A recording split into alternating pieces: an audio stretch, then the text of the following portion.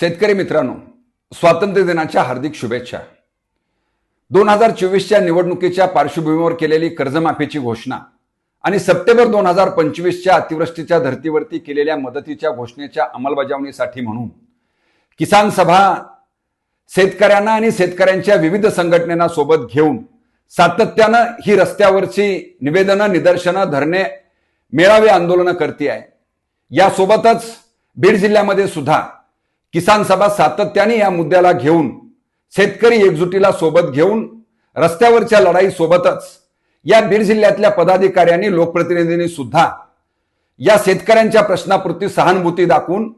आपापल्या सभागृहामध्ये हे मुद्दे लावून धरणं अत्यंत निकडीचं आणि गरजेचं आहे। कारण बीड जिल्ह्यामध्ये झालेल्या अतिवृष्टीनं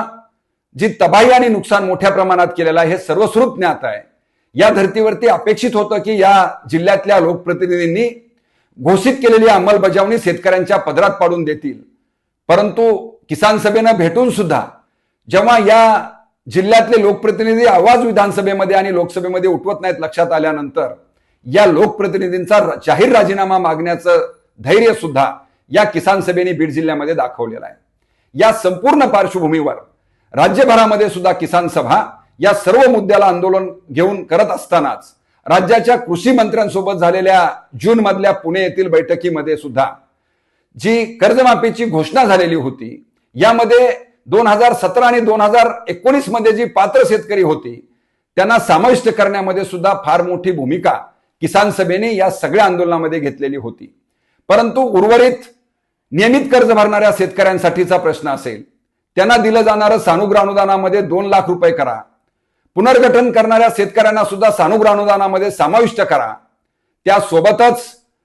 ज्या 17,500च्या पीक विम्याची घोषणा आपण केलेली होती, एवढंच नाही,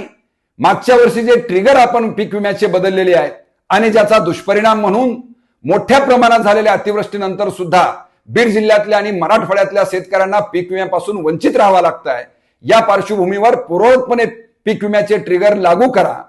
या मुख्य मागण्यांना घेऊन किसान सभेनं पुन्हा एकदा 21 जुलैला मुंबईच्या आझाद मैदानावरती मोठ्या प्रमाणामध्ये हजारो शेतकऱ्यांचा मोर्चा काढला। त्या धर्तीवर सुद्धा कृषी मंत्री आणि महसूल मंत्र्यांसोबत चर्चा झाली, त्यामध्ये सुद्धा मोठ्या प्रमाणामध्ये या प्रश्नाच्या अनुषंगानं सहानुभूती दाखवली, परंतु सहानुभूतीनं प्रश्न सुटत नाही हे लक्षात आल्यानंतर बीडच्या किसान सभेने राज्याच्या उपमुख्यमंत्री, बीड जिल्ह्याच्या पालकमंत्री माननीय सुमित्राताई पवार यांना सुद्धा किसान सभेचं शिष्टमंडळ भेटलं आणि त्यांना बीड जिल्ह्याच्या पीक विम्याचा प्रश्न किती गंभीर आहे, तो कशा पद्धतीने सुटू शकतो, शेतकऱ्यांना मदत देणं कसं गरजेचं आहे, या अनुषंगानं सविस्तर अशी चर्चा त्यांच्यासोबत केल्यानंतर सुद्धा जी भूमिका घेणं अपेक्षित आहे ती घेतली गेली नाहीये। आणि म्हणून राज्यभरामध्ये जो 10 ऑगस्ट जेल भरो आंदोलन किसान सभेने अनाऊन्स केलं होतं, यामध्ये राज्याबरोबर बीड जिल्ह्यामध्ये सुद्धा हजारो शेतकरी या आंदोलनामध्ये सहभागी झाले आणि या आंदोलनामध्ये किसान सभेनं राज्य पातळीवर आणि जिल्हाभरात दिलेला जो इशारा होता की तुम्ही जर या घोषित केलेल्या घोषणेची अंमलबजावणी करणार नसाल, 17,500 आणि पीक विम्याचे ट्रिगर जर तुम्ही बदलणार नसाल, तर आम्ही 20 ऑगस्टला या राज्याच्या कृषी मंत्र्यांच्या घरासमोर बेमुदत महामुक्काम आंदोलन आम्ही करू। या इशाऱ्यानंतर माननीय मुख्यमंत्र्यांच्या सूचनेनुसार ताबडतोब काल 13 ऑगस्ट रोजी पुण्याच्या जिल्हाधिकारी कार्यालयामध्ये महसूल मंत्री, माननीय कृषी मंत्री आणि सहकार मंत्री यांच्या उपस्थितीमध्ये बैठक झाली। या बैठकीमध्ये मात्र या आंदोलनाची तीव्रता लक्षात घेता, शेतकऱ्यांचा रोष लक्षात घेता त्यांनी ताबडतोब ही सगळी प्रश्न आम्ही कर्जमाफीच्या उपसमितीमध्ये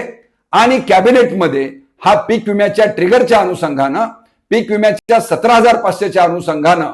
हे प्रश्न, याची नोट तुम्ही उद्याच्या कॅबिनेटमध्ये ठेवा, अशा प्रकारच्या सक्त सूचना राज्याचे महसूल मंत्री आणि राज्याच्या कृषी मंत्र्यांनी अधिकाऱ्यांना दिलेल्या आहेत। आपण अपेक्षा करूया की 30 तारखेच्या आत होणाऱ्या कॅबिनेटमध्ये आणि या कर्जमाफीच्या उपसमितीमध्ये हे निर्णय नक्की होतील। जर हे निर्णय झाले नाही तर आम्ही पुन्हा एकदा आपल्या सगळ्या शेतकऱ्यांना कळकळीचं आव्हान आणि विनंती करतोय की शेतकऱ्याच्या एकजुटीमधून प्रश्न सुटतात, हे किसान सभेसोबत येऊन आपण सर्वांनी विश्वासानं बघितलेलं आहे। आणि म्हणून आम्ही आपणाला आव्हान करतोय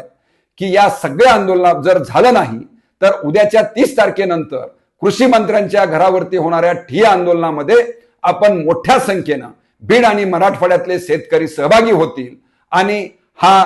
कर्जमाफीचा, हा पीक विमा 17,500चा आणि ट्रिगर बदलाचा निर्णय आपल्या बाजूने घेतील ही अपेक्षा आम्ही व्यक्त करतो.